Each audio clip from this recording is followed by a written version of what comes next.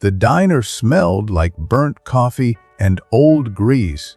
It was the kind of place where the vinyl booths had been patched with duct tape, where the waitress knew everyone's order before they sat down, and where nobody looked up when the bell above the door chimed.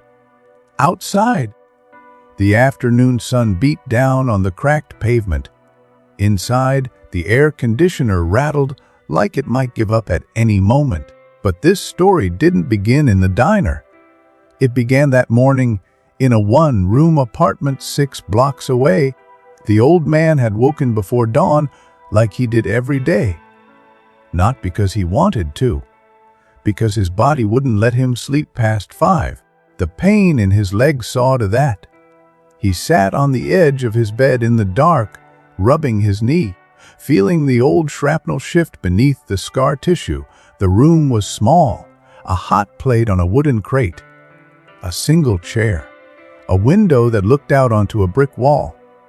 On the nightstand sat a black and white photograph in a cracked frame. 3 young men in uniform, arms around each other, grinning like they owned the world. Only one of them came home. He didn't look at the photograph anymore. It hurt too much.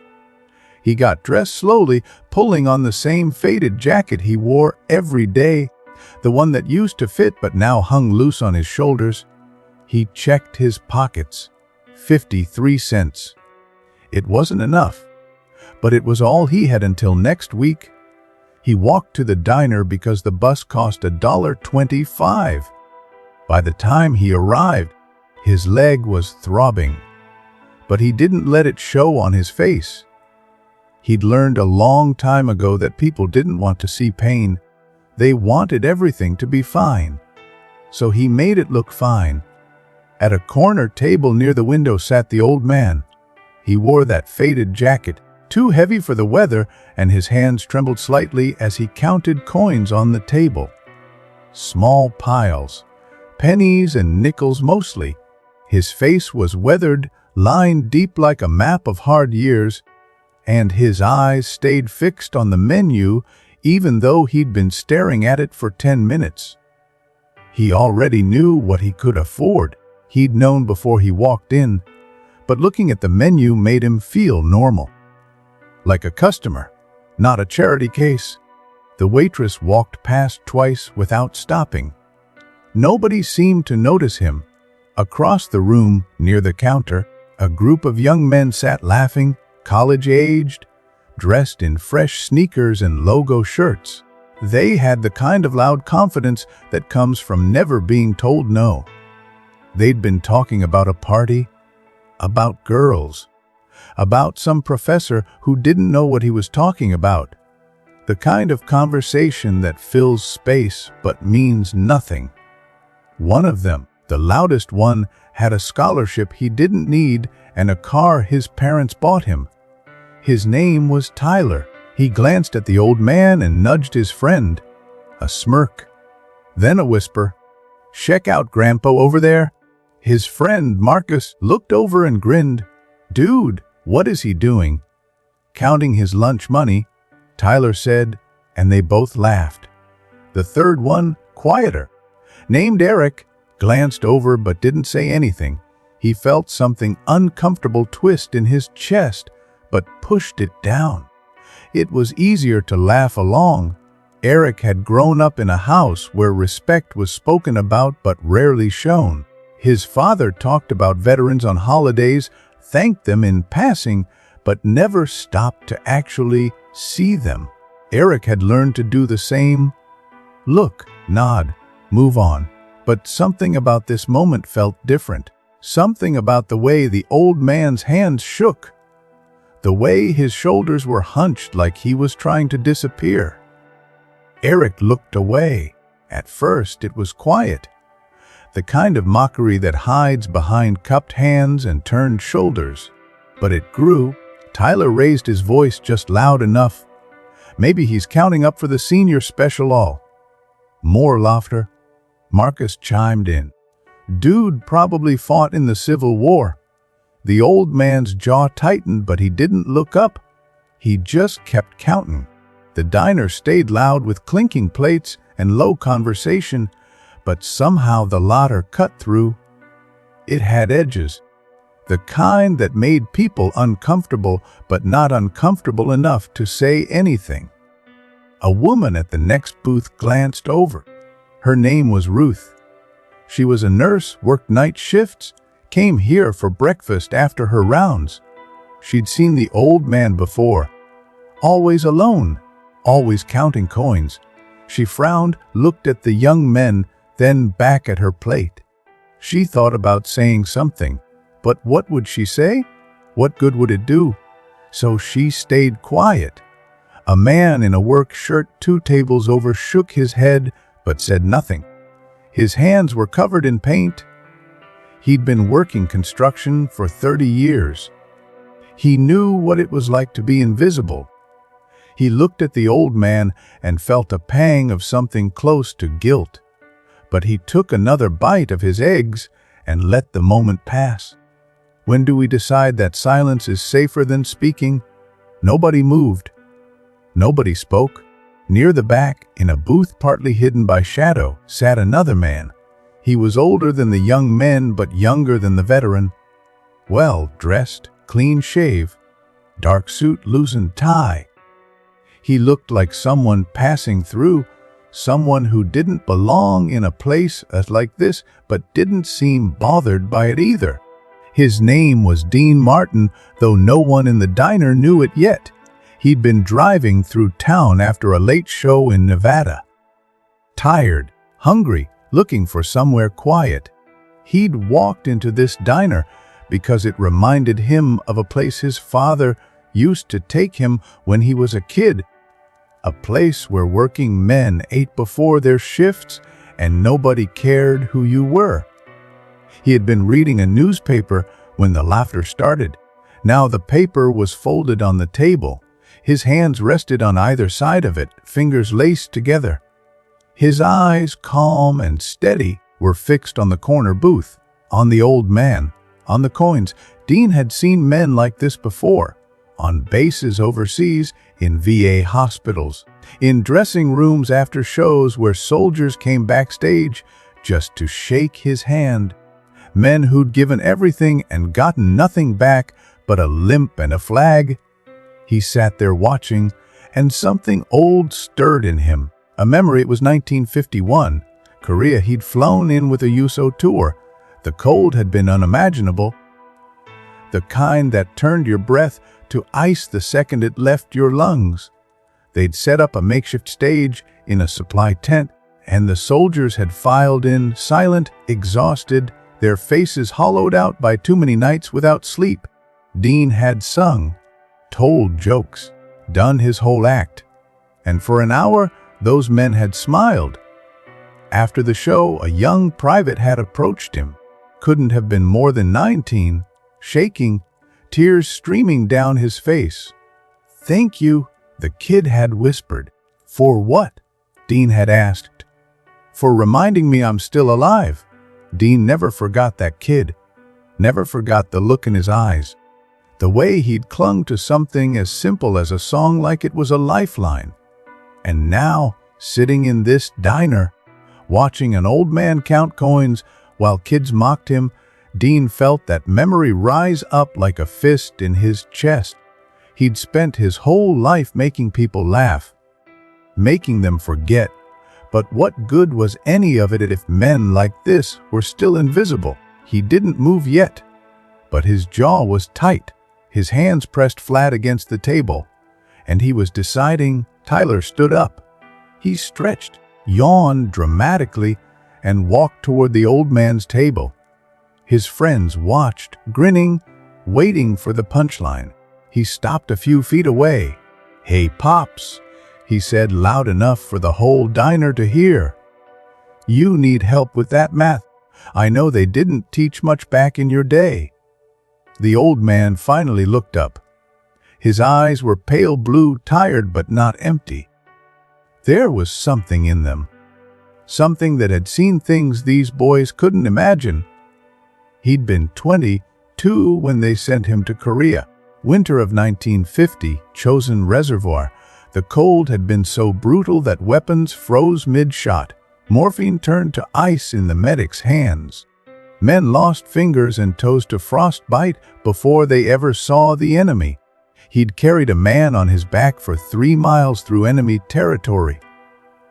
Private First Class Danny Reeves took shrapnel in his leg doing it. Walked with a limp ever since. Danny died anyway.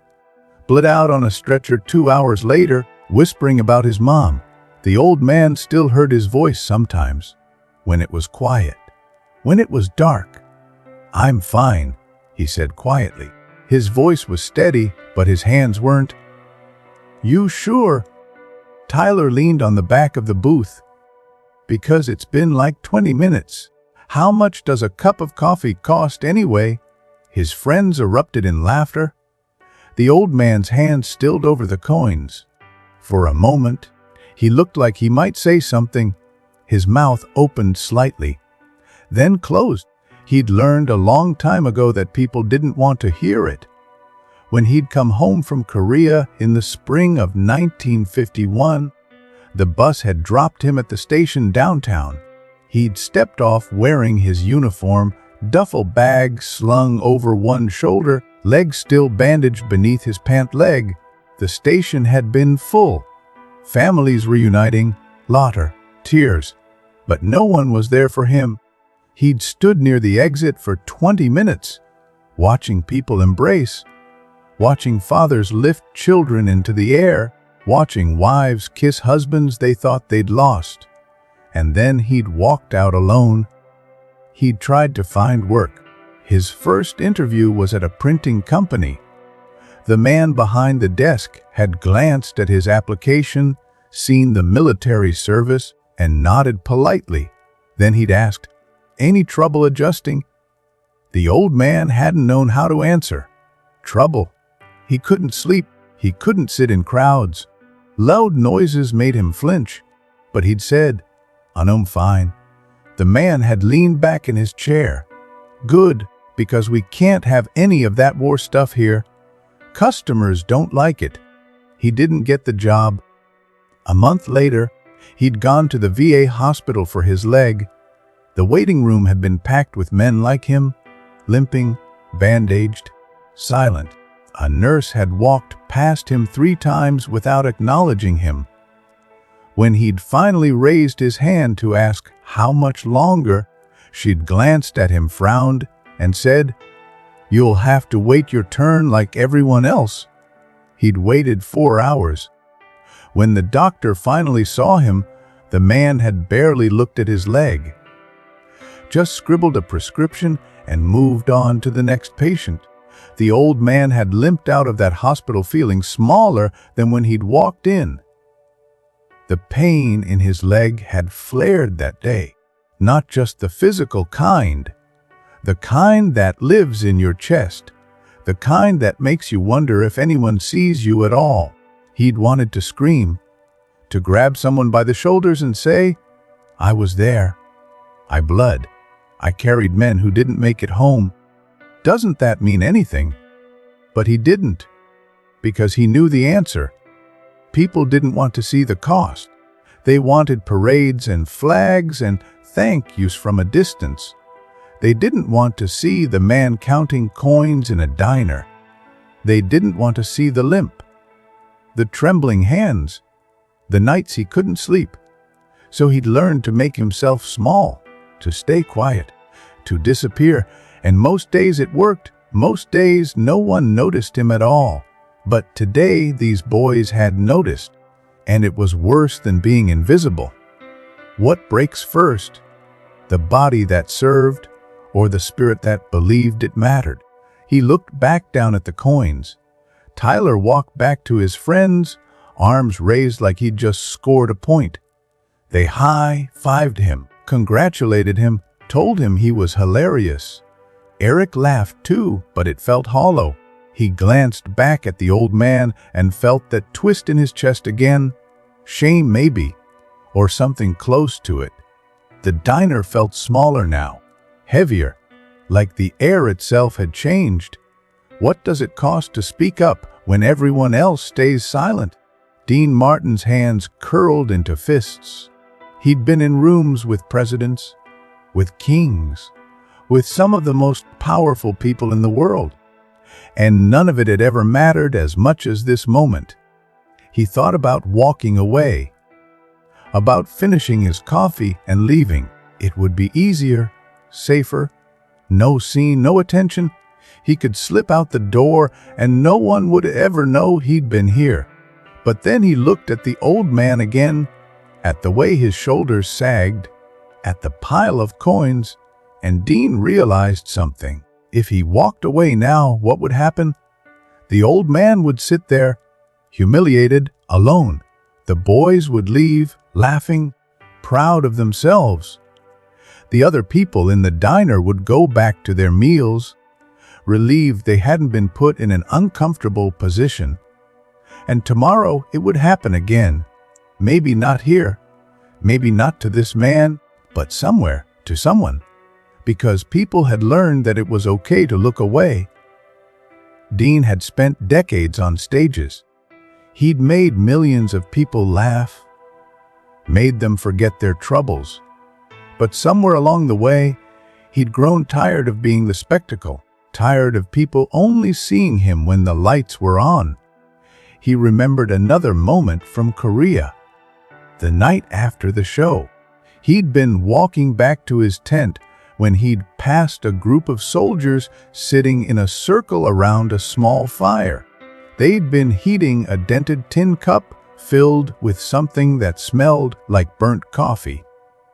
One of them had looked up and seen him. The soldier hadn't said anything, just lifted the cup slightly in a silent toast.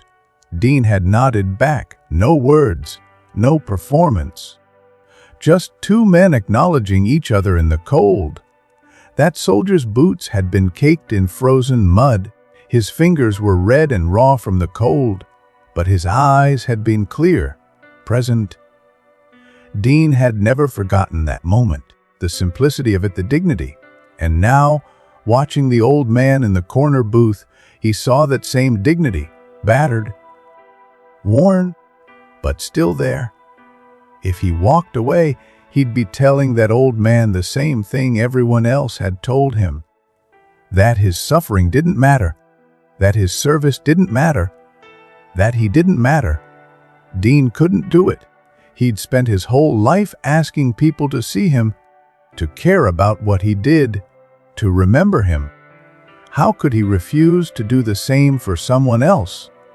When did we stop believing that one person's dignity is worth defending? He thought about the performance of it. If he stood up, people would recognize him. They'd make it about him, about Dean Martin doing something noble, and maybe that was unavoidable, but maybe it didn't matter. Maybe the old man needed to know that someone saw him, that someone cared, even if it came with spectacle, even if it came with attention. Dean's jaw tightened. His decision settled in his chest like a stone. He wasn't doing this for applause. He was doing it because the alternative, sitting here and doing nothing, was unbearable. Dean made his decision. The old man gathered his coins slowly, methodically, and pushed them into a small pile. 53 cents. He stared at them for a long moment, then reached into his jacket pocket and pulled out a few more. A dime, 2 pennies. He added them to the pile and recounted 65 cents. His shoulders sagged just a little, not much, but enough. The waitress finally approached. Her name was Donna. She'd been working at this diner for 12 years. She'd seen everything: fights, proposals, people eating alone on Christmas. She had kind eyes but a hurried walk, the kind that said she'd seen too much and had too little time to do anything about it. "What can I get you, Han?" she asked, her voice softer than it had been all afternoon. "Just coffee," he said. "Black." She glanced at the coins on the table, then back at his face. She recognized him, not his name, but his type. She'd served men like him before. Men who ordered the cheapest thing and left no tip, not because they didn't want to, but because they couldn't. Something passed between them. Understanding, maybe. Or pity. She nodded and walked away. The young men were still laughing. Tyler glanced over again. Man, I bet he's got a purple heart or some made-up story about saving the world. Marcus snorted. Yeah, and I bet he tells it to anyone who'll listen. They had no idea. Is ignorance easier when it's wrapped in laughter? Donna returned with a white ceramic mug. She set it down gently in front of him, and her hand rested on his shoulder for just a second. On the house, she whispered. He looked up at her, confused. I can pay, he said. I know, she said. But you don't have to. His eyes glistened. He nodded once, slow and deliberate, and wrapped both hands around the mug like it was the only warm thing he'd felt in years. Dean Martin stood up. It wasn't sudden. It wasn't loud. He simply rose from his seat, straightened his jacket, and began walking toward the front. His steps were measured. Calm, purposeful, he passed the young men without looking at them, past the other diners, past the counter. And then he stopped, right beside the old man's table. The diner went quiet, not silent, but quieter, like someone had turned the volume down on the world. Conversations didn't stop, but they softened. Forks paused mid-air. Eyes shifted. The man in the suit looked down at the veteran. The veteran looked up. For a moment, neither of them spoke. There was recognition there, not of faces, but of something deeper. One man who'd served. One man who'd sung for those who served. Then Dean reached into his jacket pocket and pulled out his wallet. He took out two $20 bills and placed them on the table beside the mug. Gently, like an offering. For your meal, he said quietly, and whatever else you need. The old man stared at the bills, his lips parted. I can't, he said, his voice cracked again. Dean replied, and you will? There was no pity in his voice, no performance, no cameras, no applause. Just certainty, respect. The old man's lips trembled. A tear slipped down his cheek, but he didn't wipe it away. Why? He asked. Dean looked at him for a long moment. Then he glanced toward the young men at the counter. They had gone quiet now, watching, no longer laughing, because you shouldn't have to count coins to feel human, Dean said. Then he turned and walked toward the door. Tyler sat up straighter. His face went pale. His hand gripped the edge of the counter. Wait, he said, his voice barely above a whisper. That's Dean Martin. The diner froze. Every head turned. Marcus's mouth fell open. Eric looked like he'd been punched. Donna dropped her pen. Ruth, the nurse, covered her mouth with her hand. The man at the door paused. His hand rested on the frame. He didn't turn around, didn't acknowledge it. He just walked out into the sunlight and disappeared down the street. The silence that followed was deafening. Dean Martin, the voice that had sung to millions, the man who'd made the whole world smile, the man who'd performed for soldiers in frozen hills and burning deserts. And he'd been sitting there the whole time, watching, waiting, seeing what nobody else wanted to see. Tyler stared at his hands. They were shaking. Marcus looked at the floor. Eric's face burned red with shame, so thick he could barely breathe. They'd mocked a veteran in front of Dean Martin, a man who'd spent years honoring men like that, and they hadn't even known. Tyler stood up. He fumbled with his wallet, pulled out a $10 bill, and walked over to the old man's table. He placed it down without saying anything. His hand shook. Then Marcus followed, then Eric. They didn't apologize. They couldn't find the words. They just left money, $40 total, and then they walked out. Quickly, quietly. like they couldn't stand to be in their own skin anymore. That night, Eric sat in his dorm room staring at the wall. His roommate had gone out. The room was silent except for the hum of the mini fridge. He kept replaying the moment, the old man's face, the trembling hands, the coins, and Dean Martin, the way he'd stood there. Calm, certain. Like decency wasn't a performance. It was just what you did. Eric had laughed. He'd sat there and laughed while someone's dignity was stripped away. And he'd done nothing. He picked up his phone, put it down, picked it up again. He wanted to text Tyler to say something, but what? That he felt bad. That wasn't enough. He thought about his grandfather, a man he'd never met, died in Vietnam before Eric was born. His dad kept a photo on the mantle, a young man in uniform smiling, full of life. Eric had looked at that photo 1,000 times and never really seen it. Not the person, just the idea. He realized now that he'd done the same thing in the diner. Looked at the old man and seen a thing. Not a person, not someone's grandfather, not someone who'd bled for a country that forgot him. Eric opened his laptop. He didn't know what he was looking for at first, but then he started reading about Korea, about Chosen, about the cold and the blood and the boys who never came home. He read until his eyes burned, and when he finally closed the laptop, something in him had changed. 2 weeks later, Eric walked into the diner alone.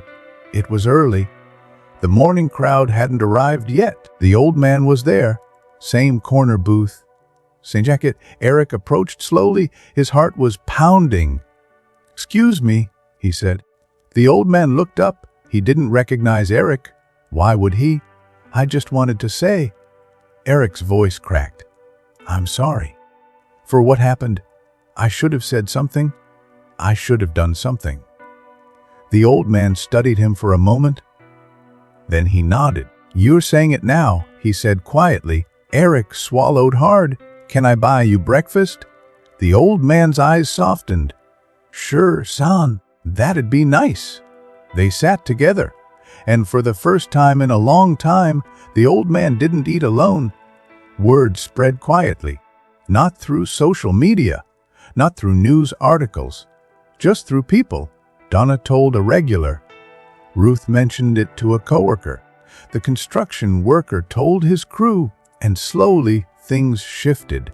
When the old man came to the diner now, people nodded, said hello. One morning, a stranger paid for his meal and left before he could say thank you. Another time, a woman sat with him and listened to his stories, not out of pity, but because she wanted to hear them. The diner still smelled like burnt coffee and old grease. The booths were still patched with duct tape. The air conditioner still rattled. But something had changed. When someone walked in alone now, when someone sat quietly counting coins or staring at a menu too long, people looked up, they saw, and sometimes they acted. Does respect mean more when it's silent or when it's impossible to ignore? Dean Martin never spoke about that day. He didn't need to. He'd spent his whole life on stages, in lights, in front of crowds. But that afternoon in a rundown diner, he did something more important than any show he ever gave. He reminded people what it means to see someone, not as a symbol, not as a story, but as a man who'd given everything and asked for nothing, a man who deserved more than 65 cents and a corner booth. The old man still goes to that diner. He's older now, slower. His leg hurts more than it used to, but his coffee's always waiting, and he never sits alone, because once someone stopped, someone saw him, and that single act of quiet dignity changed everything, not loudly, not dramatically, but deeply, in the way that only truth can.